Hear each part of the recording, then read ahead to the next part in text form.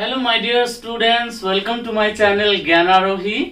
আজি আমি ফগ নামৰ কবিতাটো আমি আজি আলোচনা কৰিম আৰু এই কবিতাটো ৰচনা কৰিছিল কাৰ্ল সাইনবাৰ্গ নামৰ একজন ফেমাস পয়েটে। কবিতাটো আলোচনা কৰাৰ আগতে আমি কাৰ্ল সাইনবাৰ্গৰ বিষয়ে অলপ জানি লওঁ। এখেত আছিল একজন আমেৰিকান পয়েট আৰু তেখেতে মানে তিনিটা পুলিটজাৰ প্ৰাইজ মানে পাইছিল বা তেওঁৰ জীৱনত তিনিটা পুলিটজাৰ প্ৰাইজ তেওঁ ওন কৰিছিল আৰু তাৰ মাজত দুটা আছিল তেওঁৰ মানে ইংলিছ লিটাৰেচাৰত মানে ফেমাস পয়েম লিখাৰ বাবে পয়েমত কন্ট্ৰিবিউশনৰ বাবে তেওঁ পুলিটজাৰ প্ৰাইজ পাইছিল আৰু থাৰ্ডটো আছিল আব্ৰাহাম লিংকনৰ বিষয়ে তেওঁৰ লিখনিৰ বাবে। তেওঁ কাৰ্ল সাইনবাৰ্গ আছিল one of the like famous poet in English literature. এতিয়া আমি আহি যাওঁ ফগ। ফগ কি আসলতে? ফগ আমি সবেই জানো, জাৰকালি সময়ত আমি যেটো দেখা পাওঁ কুঁৱলী, ৰাতিপুৱা শুই উঠাৰ পিছত গোটেই কুঁৱলী ঢাকি থাকে, হয় না নহয়? তো এক প্ৰকাৰৰ ভাল লাগে, একচুয়ালি মোৰ বহুত ভাল লাগে কুঁৱলী। তো সেই কুঁৱলীৰ বিষয়ে আসলতে কবি আমাৰ ডেইলি লাইফৰ সাধাৰণ বস্তু বা সাধাৰণ অভিজ্ঞতাৰ পৰা অসাধাৰণ ৰচনা কৰে, হয় না নহয়? হেতুৰ নামেই কবিতা। গতিকে আমাৰ সাইনবাৰ্গেও মানে ফগ যেটো আমি ডেইলি বা সদায় আমি চাই থাকো বা আমাৰ মানে অতি পৰিচিত বস্তু, কিন্তু হেতুক লৈয়ে আমাৰ কবিয়ে কি কৰিছে, এটা কবিতা লিখিছে। ছুটি কবিতা বা নাতিদীৰ্ঘ কবিতা বুলি ক'ব পাৰো, কিন্তু বৰ ইন্টাৰেষ্টিং কবিতা। কবিতাত কি আছে আমি চাই লওঁ। আৰু কবিতা চাই লোৱাৰ আগতে আমি ইয়াৰ ওয়ার্ড মিনিং কিটা আমি জানি লওঁ। হনচেস মানে কি? সিটিং উইথ নিজ বেন্ড। ইন্টারেস্টিং কবিতা। কবিতা পঢ়াৰ আগতে আমি কবিতাত থকা ওয়াৰ্ড মিনিং বা কঠিন শব্দৰ অৰ্থ চাই লওঁ। হনচেস মানে কি? সিটিং উইথ নিজ বেন্ড, মানে আঁঠু ভাঁজ কৰি বহা। কেতিয়াবা আমি আমাৰ আঁঠু ভাঁজ কৰি বহো নহয়, এটো কয় হনচেস। নেক্সট হাৰ্বৰ মানে কি? পোৰ্ট বা বন্দৰ। এতিয়া আমি কবিতাত আহো। দ্য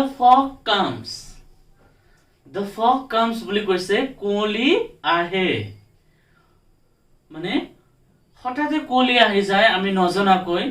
সাপোজ এটা এক্সাম্পল লৈ লওঁ।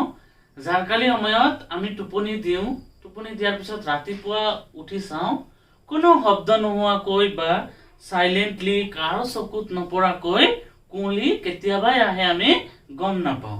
সেইকাৰণে কবিয়ে কৈছে the fog comes on little cat feet, মানে লিটিল ক্যাট ফিট মানে সৰু মেকুৰীৰ খোজৰ নিচিনাকৈ, একদম মানে মেকুৰীৰ খোজৰ লগত আমাৰ কুঁৱলী তুলনা কৰিছে কবিয়ে।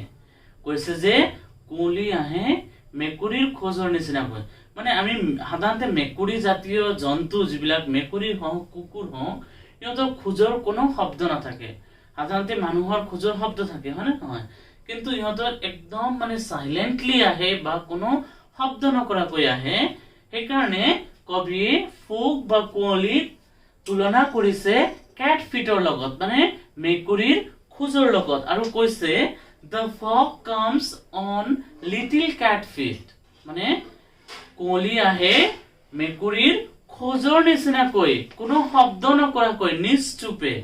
it sits looking over harbor and cities, আৰু কি কৰে বোলে? ই বহে। it sits looking over harbor and city on silent haunches, মানে আঠুকাৰি, সাইলেন্ট হাঞ্চেস মানে একদম নীৰৱে আঠুকাৰি বহে। আৰু কি কৰে বোলে? ইট সিটস লুকিং, চাই থাকে, কি বোলে? Over harbour and city. Harbour মানে আমি পাইছিলো ইয়াত পোৰ্ট বা বন্দৰ। গোটেই বন্দৰৰ পিনে বা গোটেই চহৰৰ পিনে মুখ কৰি সাইলেন্টলি বহে আৰু গোটেই চহৰখনক চাই থাকে। চহৰ বা বন্দৰ বুলি ইয়াত উপমা ব্যৱহাৰ কৰিছে। ফগৰ এই কাহিনীটো সকলো জায়গাতে, even villages, even towns, even সিটিজ, হয় না নহয়? ফগ আহে আৰু মনে মনে বহি থাকে বুলি কৈছে। কিহৰ নিচিনাকৈ?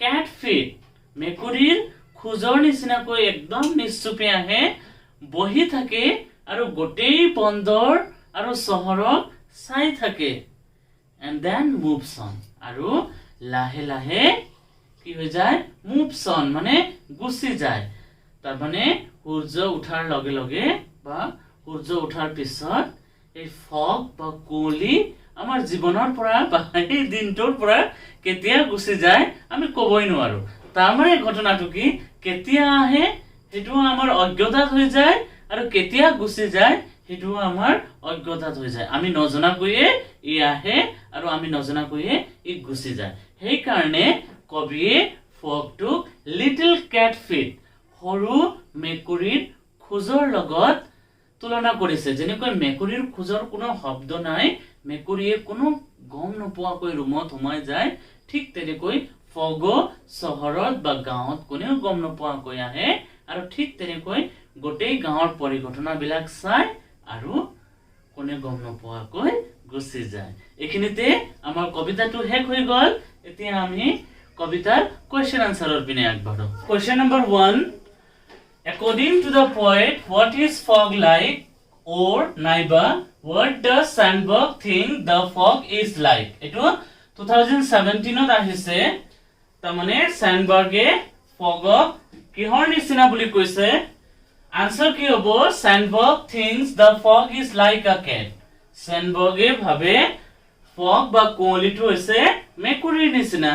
Next question, how does the fog come? Mane How does the fog come মানে কি কুঁৱলী কেনেকৈ আহে এই কোৱেশ্চনটো বোধহয় আহিছে নেকি How does the fog come yes এটো আহিছিল 2016 ত আহিছে 1 মাৰ্কছৰ কাৰণে এটো 1 মাৰ্কছৰ কাৰণে আহিছিল 17 ত The fog comes like a cat sitting on silent haunches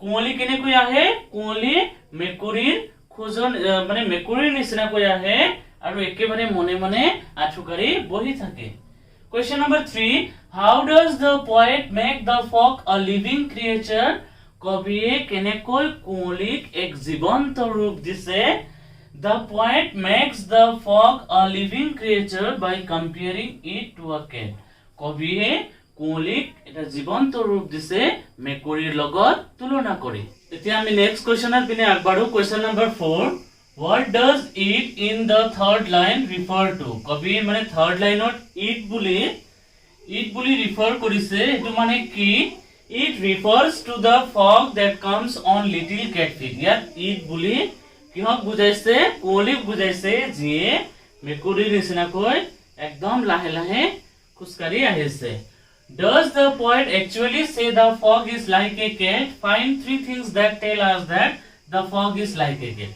কবি কি একচুয়ালি কোৱেশ্চন নেকি মানে আসলতে কোৱেশ্চন নেকি যে কুঁৱলী মেকুৰীৰ নিচিনা হয় আৰু এটো মানে find 3 things that tell us that the fog is like a cat the poet does not actually say the fog is like a cat কবি কিন্তু বাস্তবতে কোৱা নাছিল যে একদম কুঁৱলী মেকুৰীৰ নিচিনাই বুলি but he says that the fog comes silently like a cat কিন্তু তেওঁ কৈছিল যে কুঁৱলী মেকুৰীৰ নিচিনা সাইলেন্টলি আহে কুঁৱলীক মেকুৰীৰ নিচিনা পোৱা নাই কিন্তু কুঁৱলী আহাটুক মেকুৰীৰ নিচিনাই আহে বুলি কৈছিল আৰু 3 things লিখিব দিছে ইয়া the 3 things are the fog comes silently কুঁৱলী লাহে লাহে আহে 2 number it sits on haunches ই আঠুকাৰি বহে it moves on silently আৰু ই লাহে লাহে গুচি যায় next question number 6 ৰ পিনে আগবাঢ়ো what is the harbor how it is related to fog বন্দৰ কি আৰু ই কুঁৱলীৰ হৈতে কেনেকৈ জড়িত এটো 2020 ত আহিছে কোৱেশ্চনটো ইম্পৰ্টেন্ট হয় the harbor is a place where ship shelter down harbor এনেকুৱা এটা জায়গা বা ঠাই যত মানে জাহাজ বিলাক ৰখে it is highly connected with ship since the formation of the fog cuts the navigation of the ship into the sea কাৰণ এই যে ফগৰ বা কুঁৱলীৰ ফৰ্মেশনে কি কৰে জাহাজ বিলাক সাগৰত চলাচল কৰাত অসুবিধাৰ সৃষ্টি কৰে see and hence the harbor is the right place to make the ship stand still আৰু হেকাৰণে কি কৰা হয় শিপ বিলাক যেহেতু চলাচল কৰাত অসুবিধা গতিকে হাৰবৰত বা বন্দৰত শিপ বিলাক ৰাখা হয় আৰু হেকাৰণে ফগৰ লগত বন্দৰৰ কানেকশন আছে বুলি কৈছে Next question number 7. What does the poet mean by the little cat feet? Little cat feet বুলি কবিয়ে কি বুজাব খুজিছে? Little cat feet here represents the silent and careful steps of cat.